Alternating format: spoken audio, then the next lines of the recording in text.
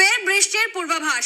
শীতের মধ্যেই বৃষ্টি রাজ্য জুড়ে। আরো একবার আপনাদের জানিয়ে রাখি, শীতের মধ্যেই বৃষ্টি রাজ্য জুড়ে, তেমনটাই পূর্বাভাস জানা যাচ্ছে। বুধবার থেকে বৃষ্টি বাড়বে দক্ষিণবঙ্গে হালকা বৃষ্টির পূর্বাভাস। কাল উত্তরের কিছু জেলায় বৃষ্টির পূর্বাভাস, অর্থাৎ একদিকে জাঁকিয়ে শীত আর অন্যদিকে বৃষ্টি। রাজ্য জুড়ে বৃষ্টির পূর্বাভাস।